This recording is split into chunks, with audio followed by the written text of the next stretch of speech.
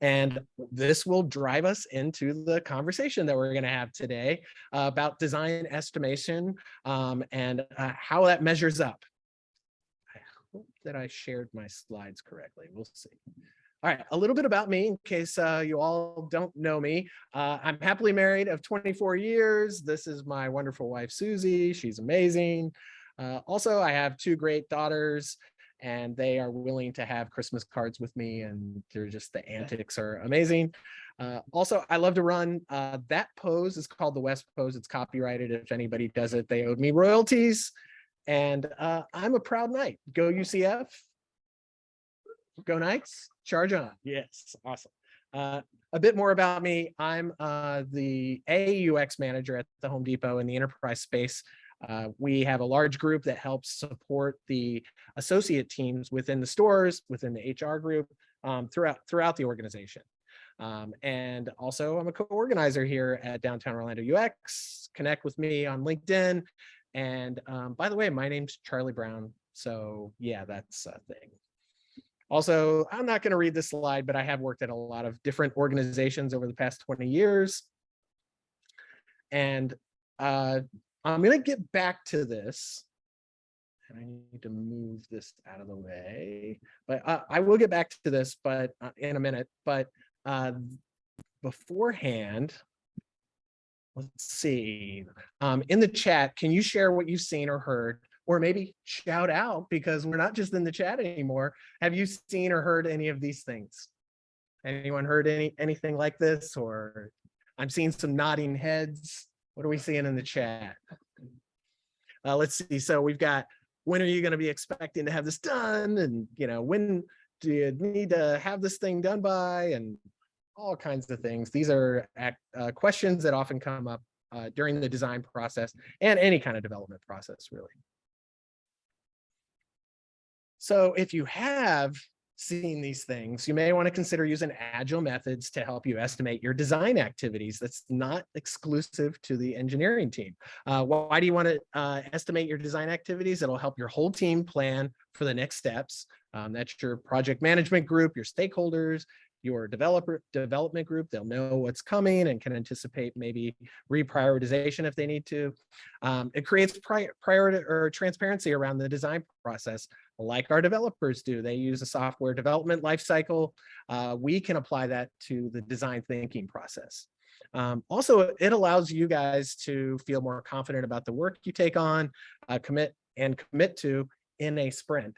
And you can create a work-life balance based on predictable outcomes, which can be very meaningful in the design space. The goal of Agile is to deliver value. Estimation can help you do that. All right, so does anyone know whose arm this is? In the chat, if you want to chime in there, or I'm seeing people nod.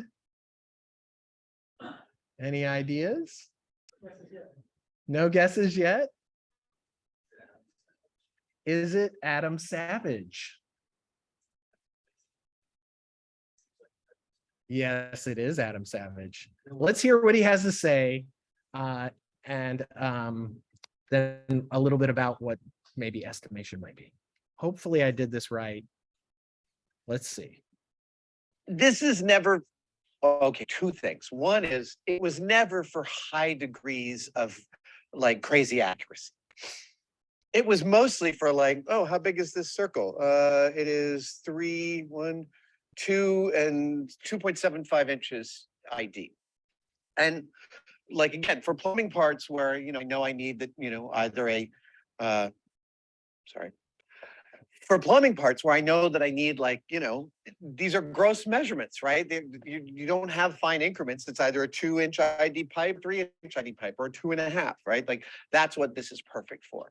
But your question is all right. So he said it was never for a high degree of accuracy. I wonder why he would say that. Could you all hear it? Okay.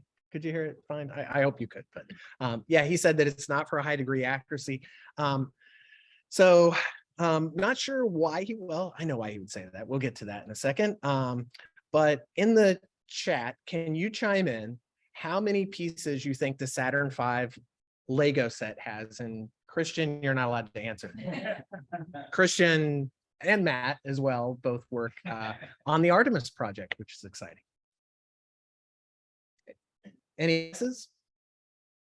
Any guesses here? We've got 500. 2000.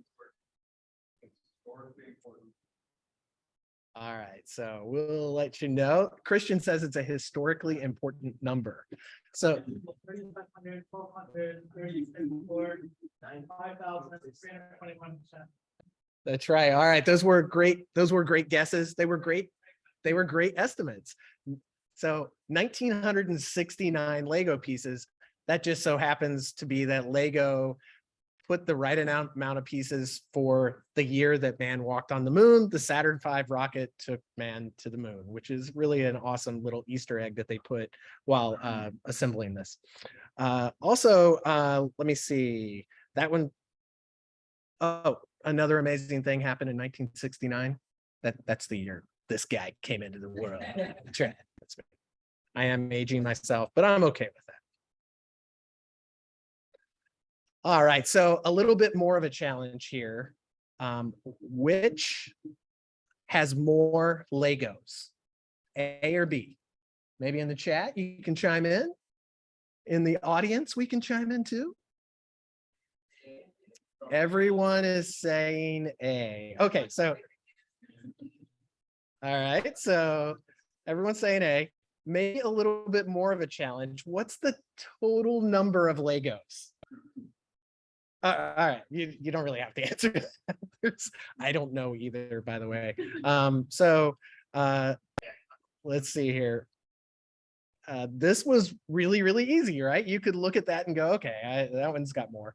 And this was really, really hard. But why was it hard? It's because we're really bad at absolutes, but we as humans are much better at a relative estimation.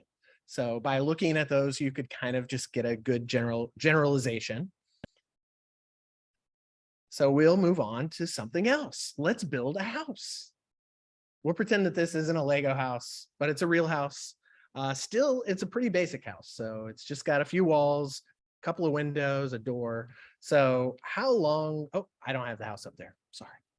We'll build a house. This is the basic house. So we'll pretend that it isn't a Lego house. And let's say that maybe it'll take us 6 weeks to build this. That's our pie in the sky. We'll do that. And then you realize that like ordering windows takes time. And so that's not going to happen. And then you say, well, okay, it's going to be done in 8 weeks. And then the inspector doesn't arrive and you don't get that part done. And you're like, oh boy. And all kinds of different interruptions or disruptions happen while you're working. And it ends up taking 3 months to get your house done. So, okay, we finished it in 3 months. We were completely wrong with estimating, but we were really good at making those like random estimates, right? So let's try building another house. If we were to build this house, what do you think the time duration based on what we just learned might be? And I just, swag. 9 months. Okay. Anyone in the chat? 6 months. All right.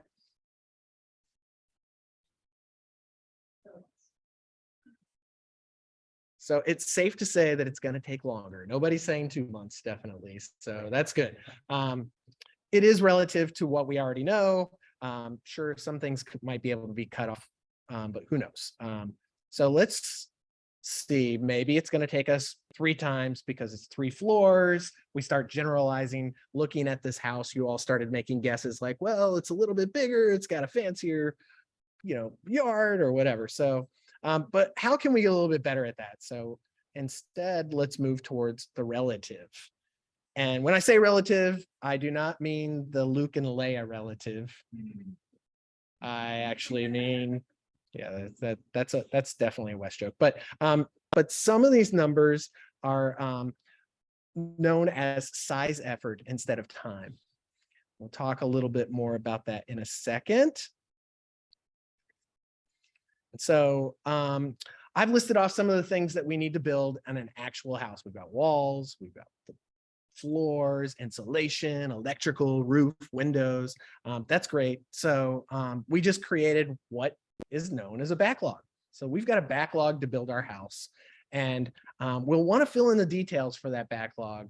And we're not going to drill too deep into that, but if you know what type of floors you want, what type of walls you're going to need, the windows and all of that, that can help you make a more accurate estimate as you move forward with your stories. All the backlog items that we created should be clearly defined. So just make sure you do that as you're thinking about stories, which we'll get to in a minute. We're not talking about the amount of time it takes, though. We're talking about the effort that it will take. So what do we do with that backlog that we created? You've probably seen developers do this, but thought, I can't do that. It's creative. I'm a super creative person. I can't be locked into that, but you can do that. Using Agile to estimate does require you to adhere to these Agile methodologies. So you'll need a backlog. You want story points. You want a sprint duration. You need a set sprint duration. So it could be a week, 2 weeks, 3 weeks, 4 weeks. Maybe you start getting into 4 weeks, it's kind of long, and now you start running into possible inability to tell if you're getting off track or not. So 2 or 3 weeks is typical. 1 week might be a little bit short because it might take you more time to just do the planning for what you're moving ahead to. So 2 or 3 weeks is good. We'll dive in a bit more, but that's some of the fundamentals. Story pointing is something that we saw those numbers for. It's not a half hour, it's not a day, it's not a week, it's not an absolute. And also we talked a little bit about the stories. So now let's talk about that story point thing that we talked about a minute ago. On the left, I put some numbers, but what is the significance of these numbers? What they're called is the Fibonacci sequence. And the Fibonacci sequence is actually an additive piece where 1 + 1 = 2, 2 + 1 = 3, 2 + 3 = 5, and then 5 + 3 = 8, and so on. And you can keep growing these numbers. Fibonacci, if you've ever seen the spirals, the never-ending spirals and that kind of thing, Fibonacci is actually what is making that happen. It occurs in nature, and as humans, we're actually really good at that like 60% range of what Fibonacci is, and it allows us to kind of think through and become more accurate at estimating. So let's estimate some stories that we did. Remember the house that we were building? We'll get back to that. And here are some of the estimates for the effort of the items from earlier. By the way, some people use t-shirt sizing, which is okay, but adding numbers to those t-shirts will allow you to be able to use measure your velocity over time a lot more predictably. So let me see here. Just make sure that you're sticking with a specific time on each of your sprints. And so we know that some of the things we have to have are floors and walls. We already talked about that, but the pool isn't necessary. So we should put them maybe in a priority order. And what we're going to do here is I've already done that for us. We have to do these certain things first. We've got to have floors, got to have walls, we've got to have a roof, got to have windows, electrical, plumbing, insulation. We'll get there. And then, the pool, maybe we don't need the pool. Maybe at some point we decide this is out of scope. We don't want this. It's out of our budget now. We just want to move into our house. Let's not worry about that. So because we're estimating along the way, we can make decisions on whether or not we're going to move forward with certain activities. So how do we apply this to the work that we do in UX? Just like building a house with the floors and the walls, we have activities as designers. If we're using design thinking, many of us have seen the double diamond before, but we do also know that not all projects are the same.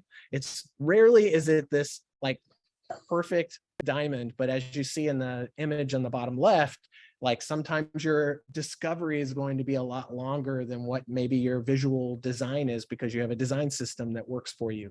Maybe you don't have a strong design system, or maybe you don't have a brand guide yet, and that's going to take more time. So depending on what the activity is that you'll be doing, you might change what your estimate is. So don't think like, oh, I'm going to do discovery. My discovery is always going to be this point. It just depends on how you break down the work. All right, so again, usually the scope might start too large. Without considering what's needed, each step in the design thinking process can be really, really huge. And so you want to break it down because this evil Darth Vader 55 is not going to work for most teams. So if we break it down again, thinking back to those double diamonds that are different sizes, each project can require different levels. In this case, I kind of said, well, my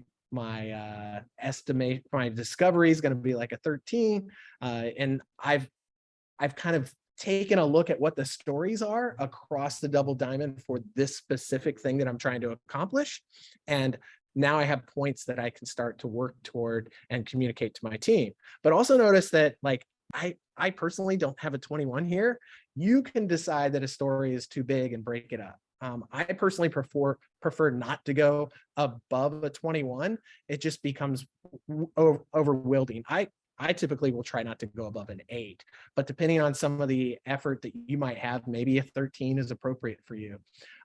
What's important though is that you remain consistent.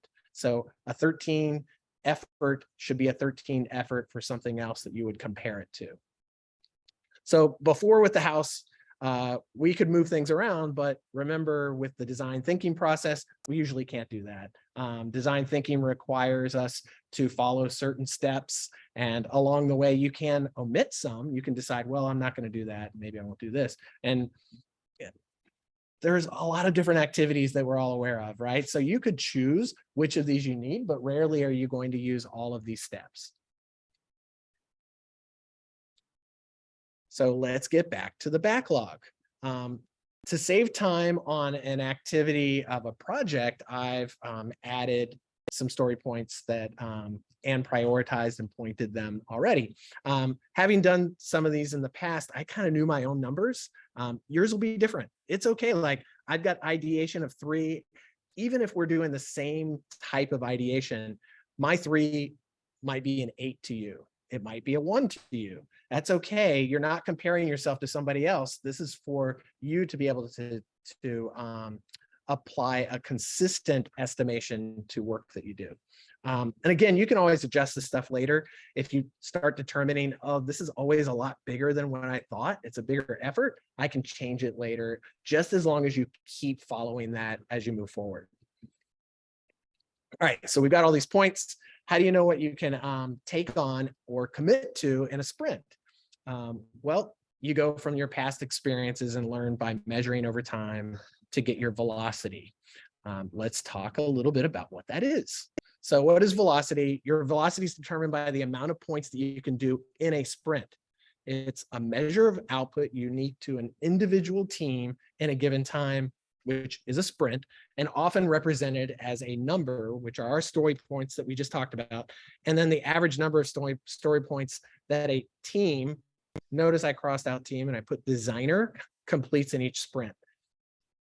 I'm assuming that a lot of us don't work on a design team where 2 of us are paired together. A lot of times we're embedded within a pod or a sprint team or something like that. You can still estimate with other designers as long as you're both working on the same initiative. If that other designer is not going to be a part of this, you should avoid that. And this heavily again relies on the assumption that you and your teams work on a defined and consistent sequence of time. So a 2-week sprint, 3-week sprint, 4-week sprint. It shouldn't change because then you can't easily measure it. All right, so looking at this and adding up the number of story points, I've been able to, the number of story points that I've been able to deliver each sprint, and then averaging them, we have a total velocity of 12.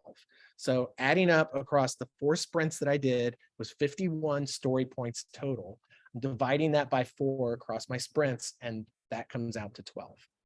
So let's try to apply this.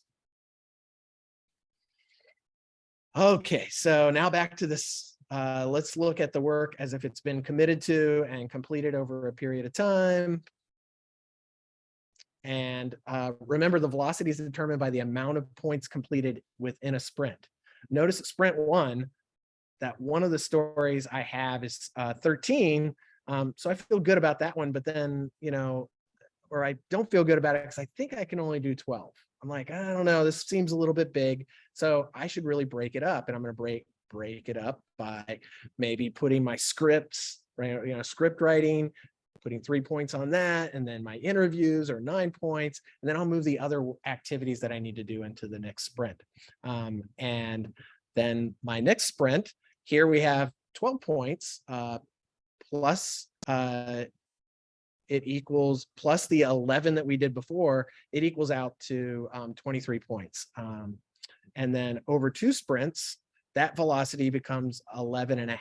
Now, we don't have half points, so you can just stop on 11 and say, right now my velocity is an 11. There's no need to do a half point. So it should start to become clearer over time. And one thing that I realize is like having this red one here, let's pretend that that's not here right now. So we've got wireframing, prototyping, and usability test script.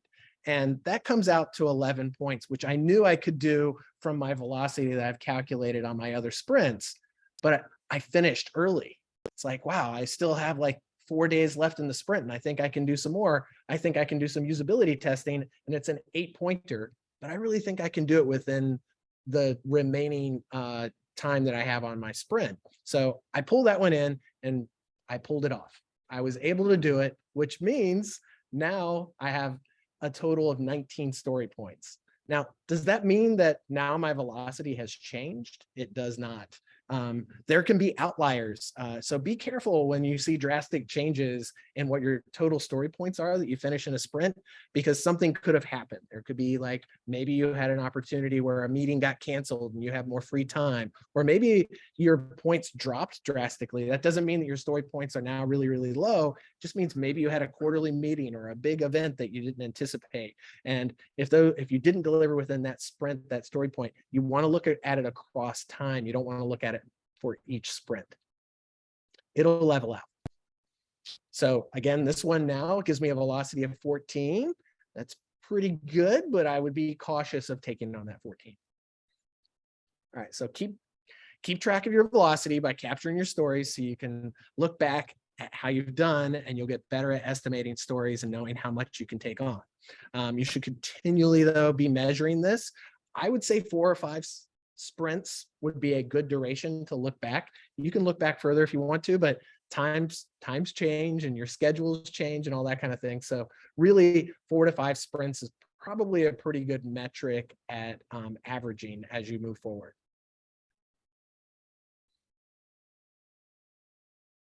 All right, so now we're going to try it. And this is going to be really, really tricky. So we're going to give it a shot. At a lot of the tables here in person, there should be a Ziploc bag.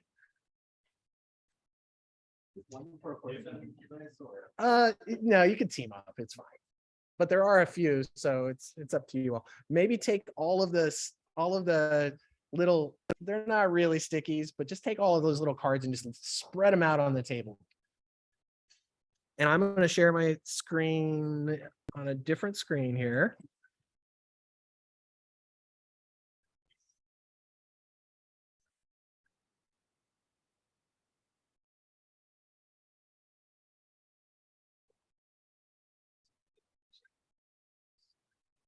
Oh, yeah, how many people do we have in on the call right now? 22. You know what? I don't think we're going to do a breakout room. We'll be okay. But I do need to get you all into Miro.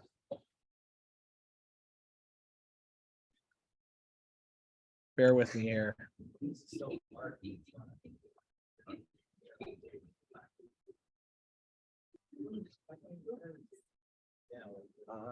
Actually, let me share. And I probably should have asked some of you all to if you don't already have a Miro account, to create one, but it shouldn't take that long for you to get in there. We're doing on time. All right, so I'll wait for people to start to show up in this board. All right, we've got a couple people already. How's it going, Joy? Hey, going on? Awesome.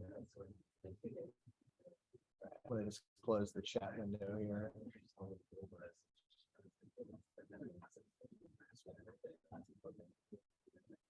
So no need to we'll give you all a couple extra minutes to get in here.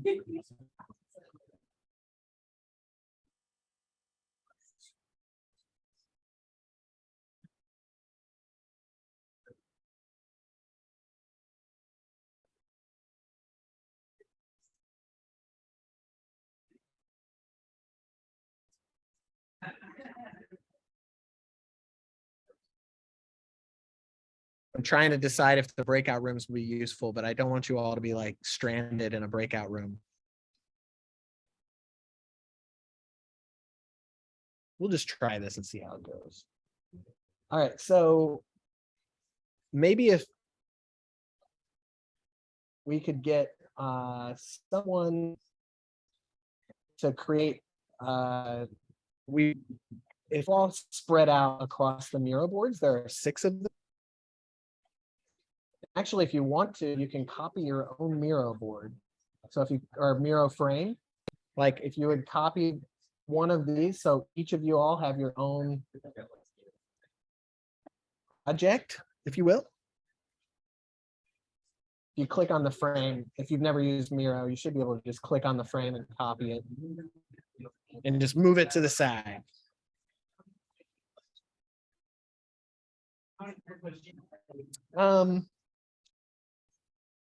It could, if you want to do this on your own, that's fine.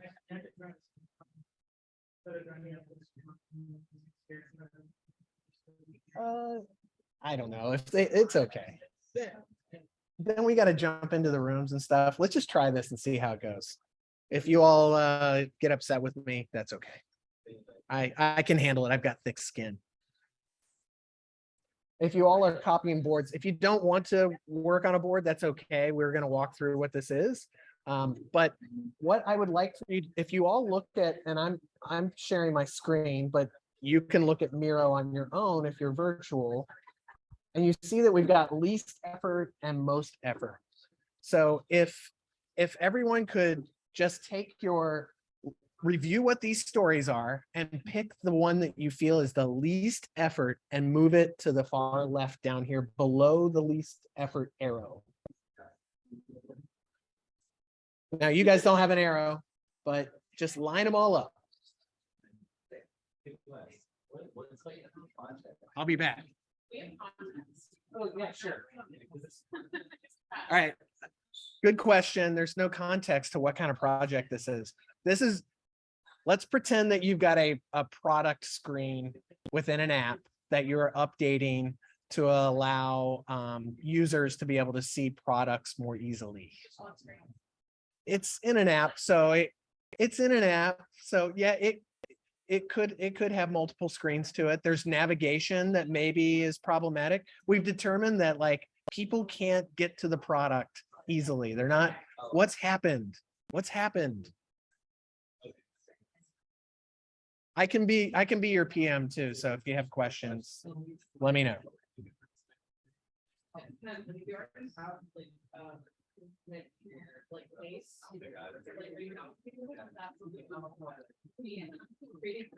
And we're not going to ask you to actually build this project, so it's okay if you're off by a little bit.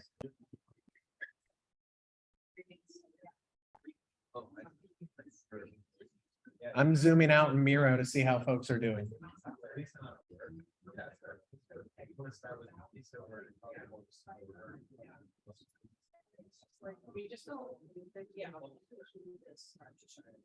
We're really starting with the least, but we do want to know what the most effort is too, if you're looking at that. So if you want to start identifying what the most effort thing is, that would be awesome. But move it all the way to the far right.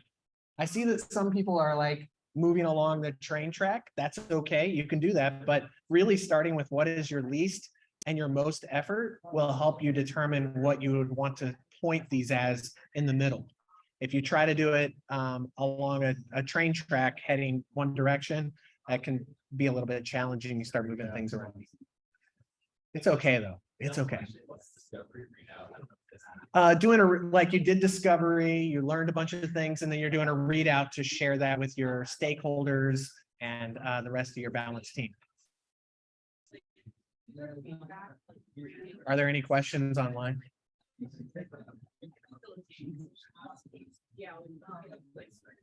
Oh, I have a question. Sure. So should we kind of work in each section first, or just as a whole?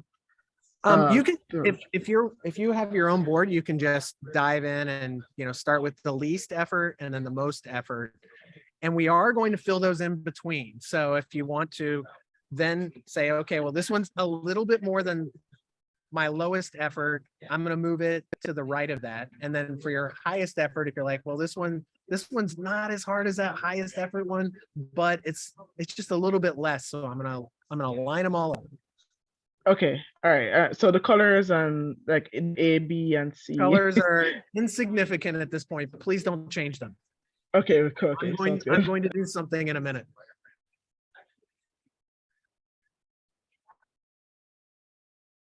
Tommy, you can start filling those in the middle if you want. Tommy's got a good least effort and highest effort. What is validating user tests? So you have a user test that you're validating work that has been done with a user test. So it's just usability tests. Which one? So you did some discovery, you're synthesizing it. It can take some time after you do some discovery. So just kind of going through and doing that. I'm sorry if these stories are a little ambiguous because you didn't do the actual work, but like I said, that's showing you the value of story writing. Asking questions is also an important part. Thank you, Amy. Hey, we need some pictures. I'll be back.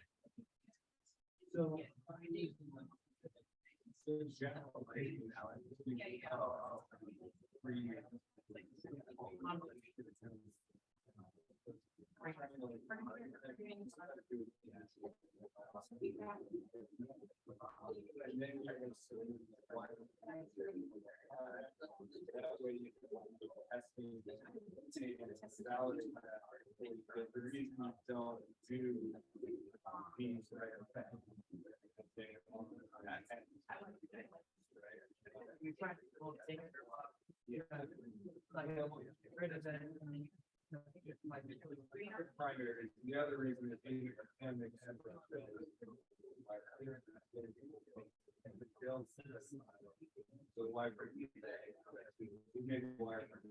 I'm still here, everyone in the Zoom call.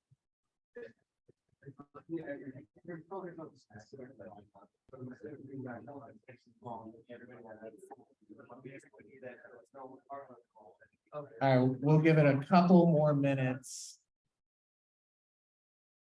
Just try to have your lowest effort all the way across to your highest effort. well, so I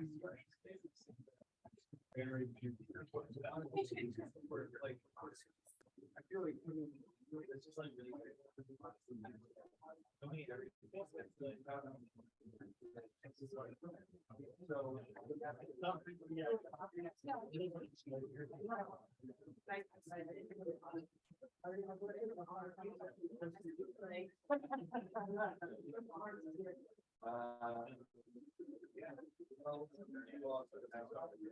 All right, looking good in the Miro board here.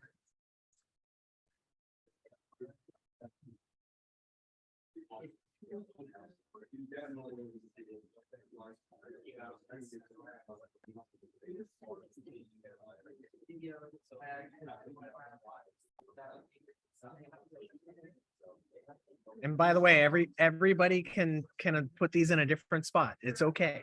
You don't have to be in the same spot. And arguing can happen whenever debating or discussing is probably a better, but you're discussing these is what would happen if you were within a paired design team or something like that. You say, well, no, I think this is a little bit more work because we already have a design system or whatever it is.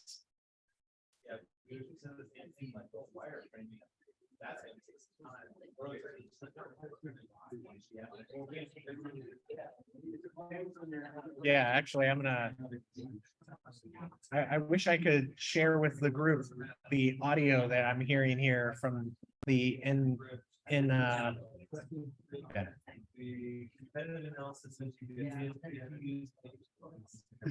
That's true. That's true. Competitive analysis is really easy for Nick. If anyone needs a competitive analysis done, he'll just knock it out for you. He says use page flow. All right. So, all right, everybody, you did amazing. It's good enough. It's good enough. We're not really building this thing. So let's all pause for a second. And there's another step. Christian. All right. So we're pausing. It's okay. You guys did amazing. Thank you for thinking through some of these. Now what we're going to do is we're going to put some points on them. So everybody should have a marker or a pen at your table. And if you look in Miro, if you look on your screen real quick and you click on any of these stickies, up here there's a tag.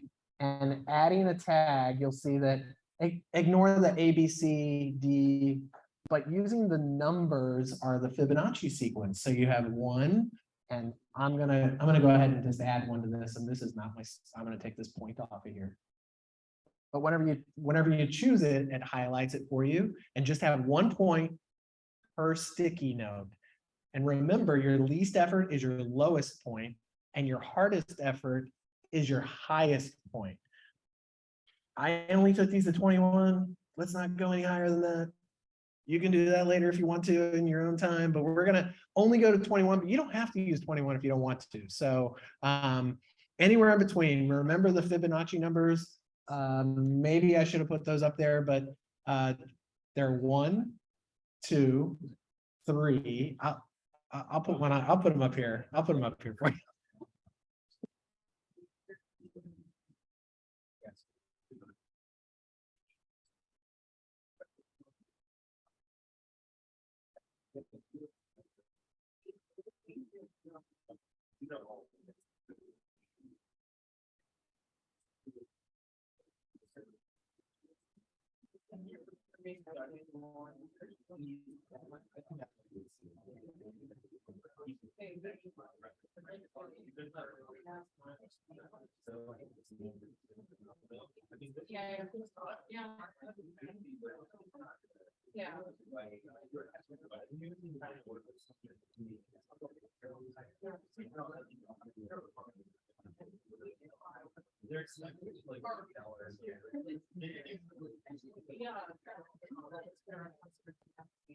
I'm totally too accustomed to using my mouse.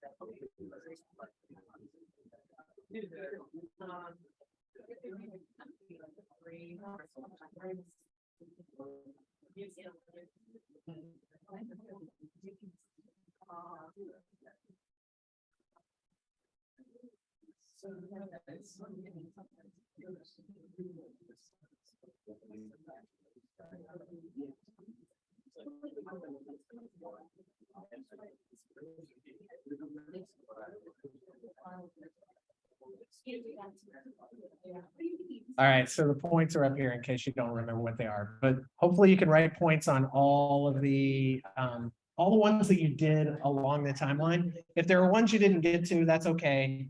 No big deal.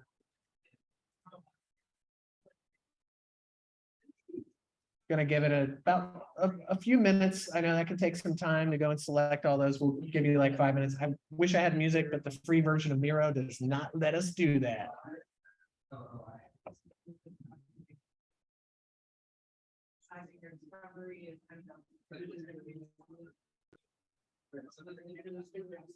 Yeah.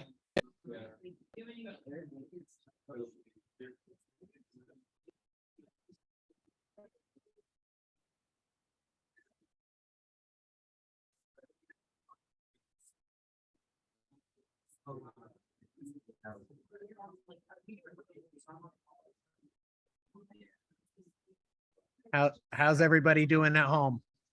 Thumb up, thumb up. Yeah, doing good. Awesome.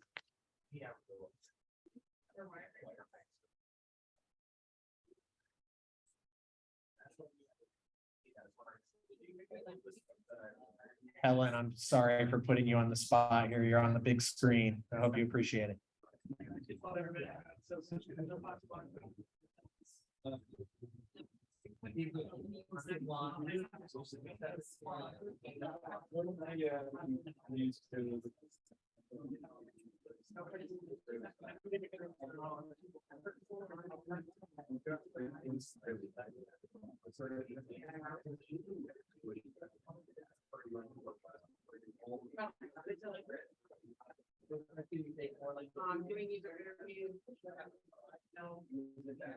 Gonna give it about 3 minutes. Is that good? Or do you need more time?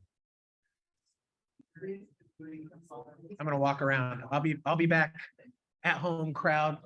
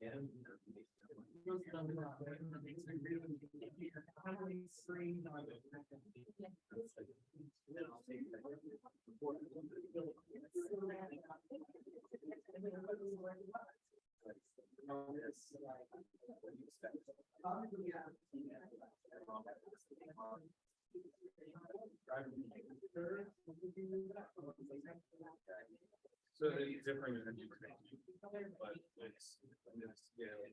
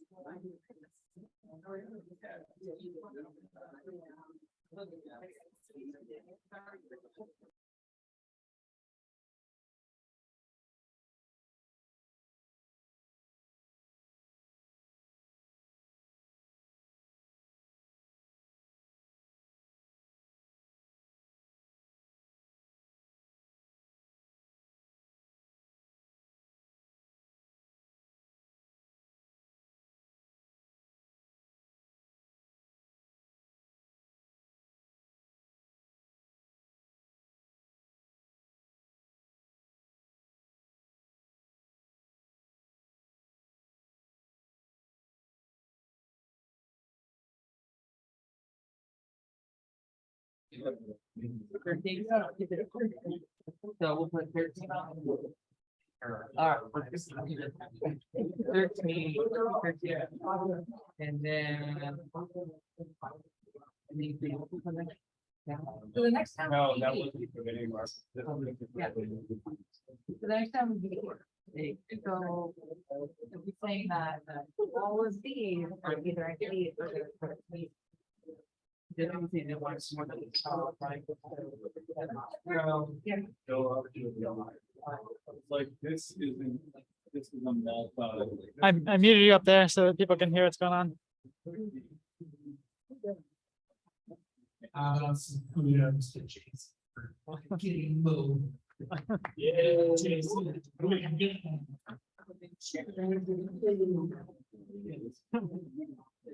This is gonna be the craziest recording.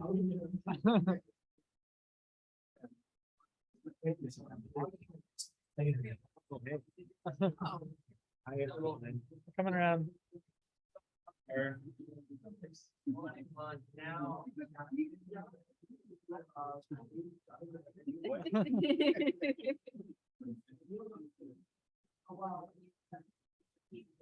All right.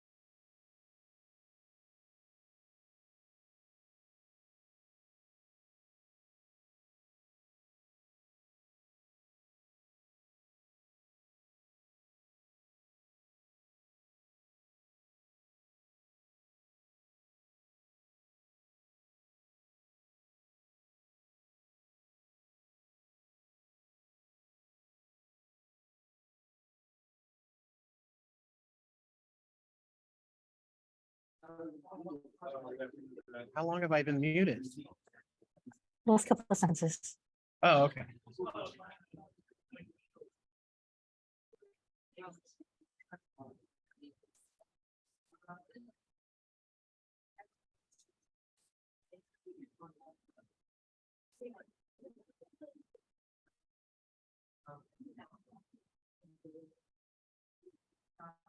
All right, I think we can stop on that.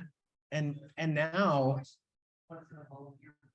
what we're gonna do, you all put points with things that are the same or equal effort or kind of close. And that was great. It was awesome walking around and seeing what everybody did. Now what we're gonna do is I'm going to help you all see what we just did. And you're all going to rearrange your board, your stories based on what you see here on the Miro board. So hold on just a second. I hope it's okay if I go ahead and tweak this. I'm doing it. All right, I love Miro, by the way. I'm gonna cluster these babies by color. And now each of these is a sprint. So I need you all out there to put your colors, align them to the same color. And that is the work that was accomplished within a sprint, or if you were trying to estimate ahead of time, then it would be what you could accomplish. But we're looking at it from the sake of this is work that we've done. And so over here in those clusters that you see, what I need you to do is we need folks to pull out their calculators because we're going to start adding up the points for each sprint. And on this, if you have your own Miro board that you're working from, just highlight the stickies, cluster by color, and then do the math. And in the top where it says edit cluster name, go ahead and put what your total story points are for that sprint. And I'm sorry that I didn't give you all extra paper. Okay. Write it on the top one or something. Actually, you could just probably flip one over after you've done it. Give you all a couple of minutes to do that. We'll give you like 3 minutes.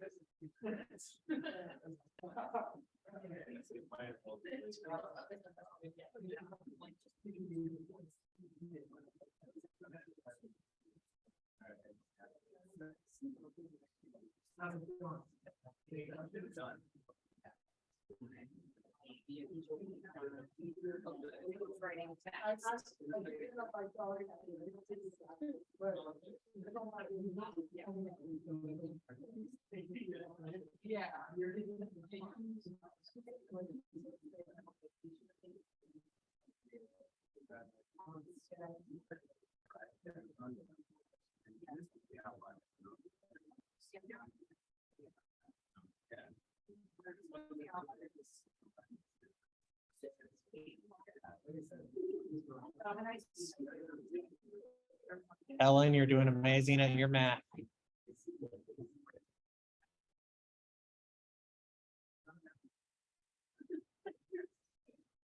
I love it. Okay, just kidding. Like math doesn't matter here. I didn't really want you all. No, I didn't need you to do that, but I know how much we all hate math, so I figured why not. So Now, we're this not is- dividing it, sorry. That's right. Yeah, hey, we all have calculators, right? We can cheat a little bit. All right. So it looks like everybody has added up what their story points are, and now we're going to do what we showed in the slides, where we add up all of our story points, add them all up, and divide by 4.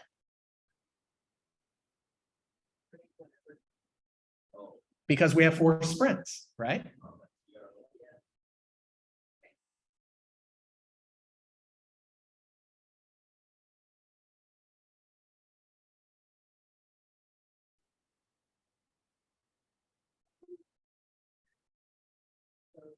What if you have an outlier, Ali says?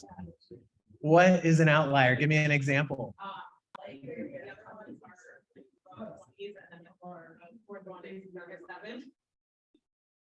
Okay. That's all right. Somehow you were amazing at accomplishing all of those activities in that sprint. But really, at the end of the day, this is just an exercise on figuring out where your velocity is. So I didn't really want you all to get too caught up in the very specific numbers that you're putting here. Just wanted you to be able to apply it to actual stories that you might have in your day-to-day job. So look at this math that we have on the screen. We have a math wizard that is like really showing us how it's done. Look at that. On this particular board, we've got a velocity of 29. How about someone out there? What do we have over here? 25. Okay, so they've got a different velocity. Interesting, right? What do you all have? 26. What about the back room? Oh, we still have the calculator going over there. Matt, Abhishek, 28. Amy, Christian, and I can't see your name. I'm sorry. 36. All right, you are wrong. I'm kidding. You're not wrong. You're not wrong. That is okay. As long as you're being consistent with your effort as you go through your stories, it's okay. Everything is relative. And do I make a Florida joke? I don't know. No, I won't do that. Yeah. Well, that was it. Like, you know, Florida man, deep South, you know.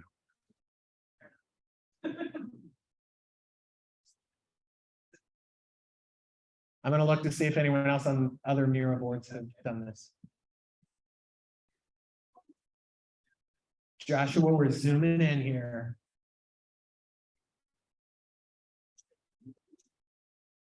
All right, so 25.75. You could say 26. That's okay. There's a little risk there though, right? You're kind of overshooting a little bit.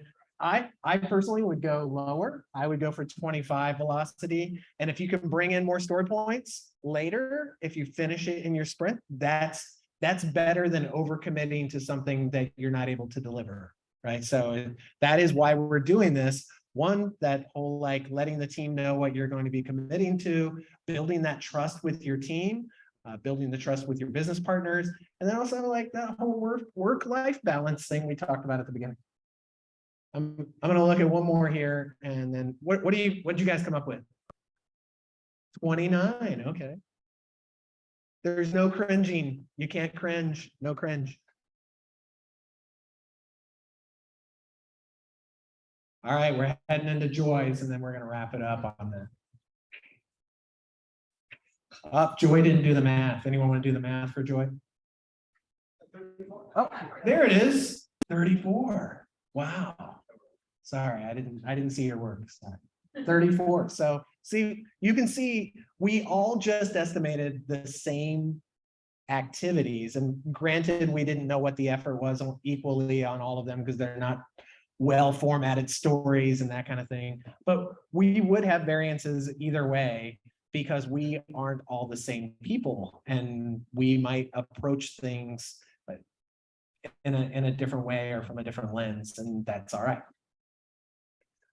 All right, I'm going to jump back over to the PowerPoint. Miro is our friend. How about that clustering feature? I love that. All right, so as you saw, we started with what was the lowest effort, highest effort. I don't have slides for the other things that we did, but that's how we started. And then in between, we put story points on all of them. So why does any of this matter? Well, it helps the whole team plan. We just talked a little bit about that. Creates transparency around the design process, allows you to feel confident in the amount of work that you take on or commit to. It really is a commitment, right? And per sprint, and then create that work-life balance. And again, the goal is to deliver value. One thing I didn't go into too deep was the value measure of this, where you would work with your balanced team or your stakeholders on what the value to the business could be on some of these stories. The reason I didn't dive too deep into that is because we were talking about the design thinking process, and those activities aren't really a business measure, right? So the business isn't going to say, well, I don't want you to wireframe, right? You're like, that's one of the things that you just have to do, right? You need to be sketching up your ideas and putting down the thing. If you skip right to the prototyping, you're probably putting your project at risk. I won't go into what the design thinking process is. So again, I guess, thank you. That is it. This was really cool. I hadn't done an exercise like this. So really appreciate it. And I it is, what questions do we have? I'm sure that you are all loaded up with them. Just send them to me in LinkedIn. I don't want to hear from them. No, I'm just kidding. Go ahead and shout out any questions that maybe you thought of or came up. Allie? Oh, I don't know. I'll just repeat it back. Uh, Yeah. What is the good way to keep track of this if your team is? So you saw what we just did. I'm gonna jump. The question was, how do we keep track of it if your team isn't using Jira? Want me to show you some more Miro magic? I don't know if you have Miro.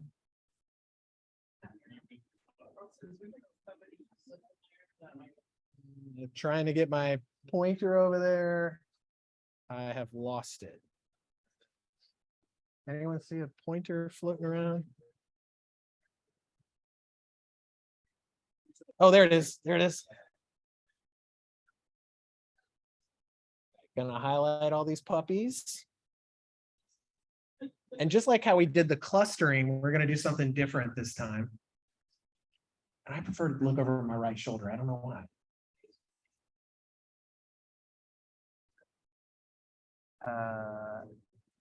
I say that, but it's not. These are in a group. There we go. So you can come up here and turn these into cards.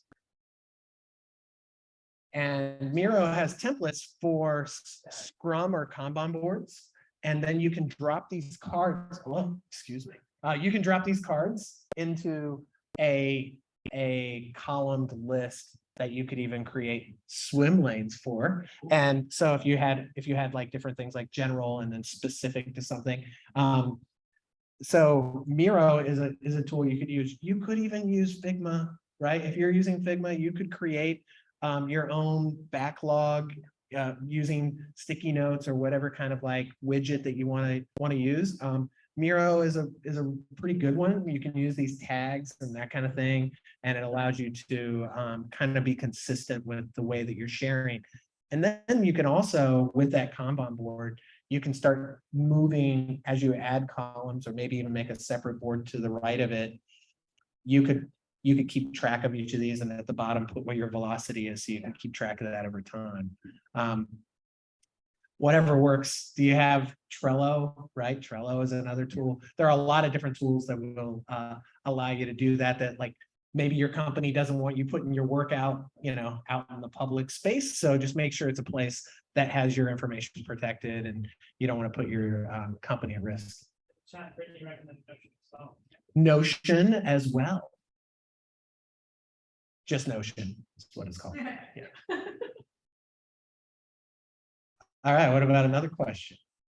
By the way, that's a great question. A lot of people immediately go, oh, now I need to start using Jira. You don't, and really find out if this works for you, right? Try it.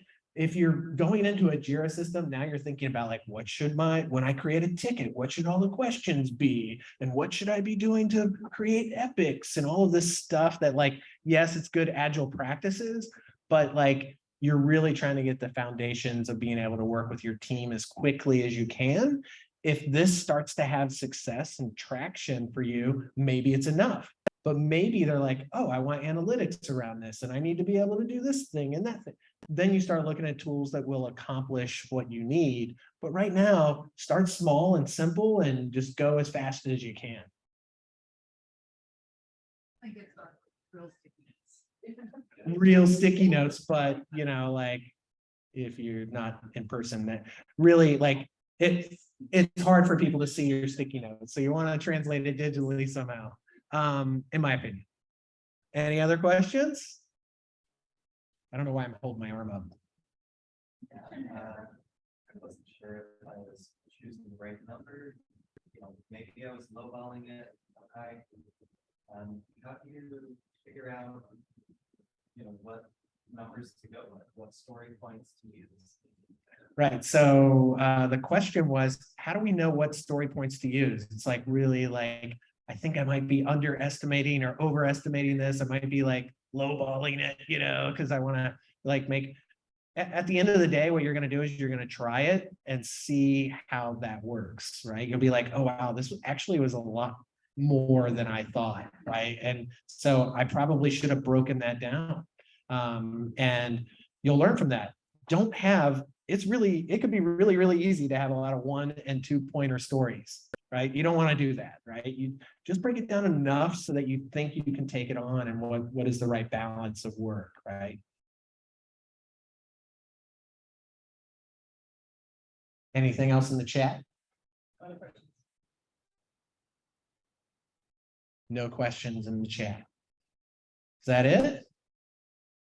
All right. Well, then we will move on to the next segment of our meetup.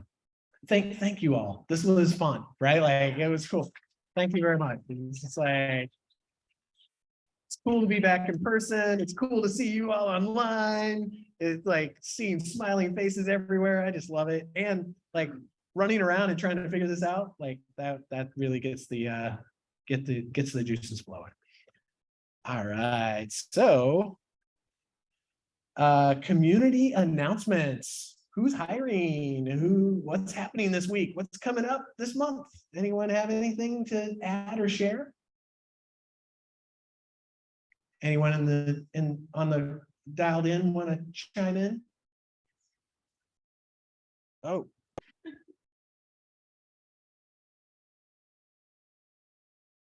The magic of tabbing. Alt tabbing. Okay, so I have a couple of things. We said this at the beginning. NeoGov is hiring. That's right. So scan that barcode. And I'm sorry if I'm yelling in the microphone. Probably don't need to do that. You're all right here. The URL is here for their careers page too. So again, they are looking to grow their team. It's an international company, so there are different places that you can work, but they're a remote company as well. So check them out, and you can work maybe sometimes in this really awesome office here in Central Florida, or scan the QR code, whatever is easier for you. Also, our partners up in Atlanta, IXD Atlanta has a discussion group, finding an entry-level UX job, and is the discussion for September 27th. So if you scan that barcode, or if you're on Meetup, which most of us are, you can go out and look up IXDA Atlanta. That group does an amazing job of allowing people of all levels to be able to share what their experiences are based on whatever the topic is. So it can be great. And then here are some resources that if you are interested, take a screenshot of that. You can look those up, or just look me up on LinkedIn, and it's tagged at the top of my LinkedIn. And now we also have time allowing. We do go to a local pub usually. This would be the first time that we might do a social UX. Anyone here interested in going to a local Spirit House? I see a few people raising their hands. So yeah. So we do have social UX where we sometimes will sit around and talk about either the event or other things happening in the community, and it's a great way to connect. And then also, of course, we've got us here online. So we'll stay on for like 5 more minutes to allow us to catch up individually, and then maybe figure out where we're going to go. I don't have a proposal, so if somebody else here locally has a proposal, by the way, for folks that are new, you see it sucks because it's social UX. One more announcement about there's a conference called Apex Summit in Atlanta. It's apexsummit.org. I'm not sure if it's remote and in person. But it is Atlanta. I'm gonna pull this up on the chat. Great call. Abby has asked us to post it in Slack, so we can do that. Jason's going to post that for us. And thank you all. Like connect with people on Meetup. We're downtown Orlando UX. We also do post these on YouTube, so you can check it out on YouTube, share with other folks, let them know what we've got going on. And then Orlando Designers Slack is probably one of the easier ways to get a hold of a lot of us, besides LinkedIn, but not everybody checks LinkedIn as often. So that is it. Thank you all. It's amazing.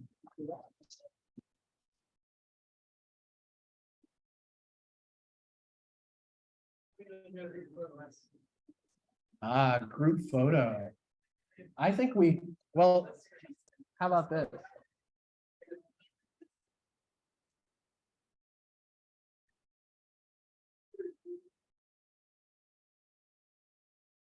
All right, everybody, you all are like on the big screen, legit. Like, I'm gonna turn it here. Like, look at this. I don't know if you, oh, you can't see it because of my background. Yeah, we're definitely coming over here for sure. You guys are gigantic.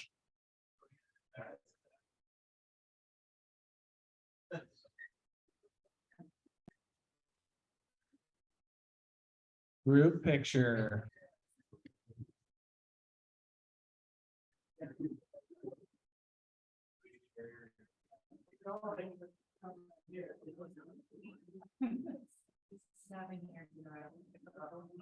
Yo, how was it to do, you know,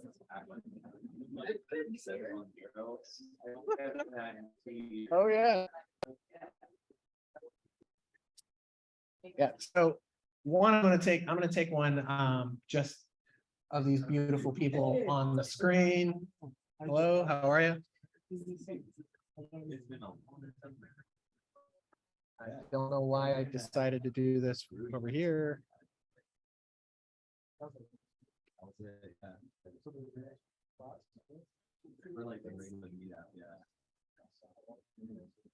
All right, if you're gonna turn your camera on, you got to do it now. We're gonna do a selfie too in a minute. Well, we're gonna do a selfie in a second. This is just like the screenshot. Unless everyone wants to come. Actually, get over here. Oh, I should turn off my background. This would be crazy.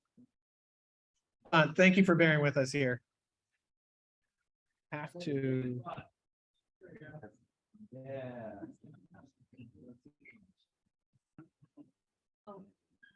Trying to figure out. I'm not even in it. Hold on. Hold on.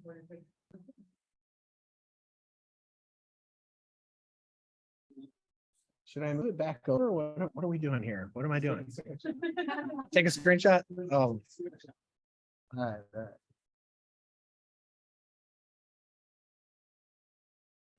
I want to be in person. You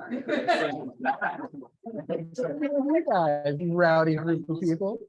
No, that's all right. All right. All right.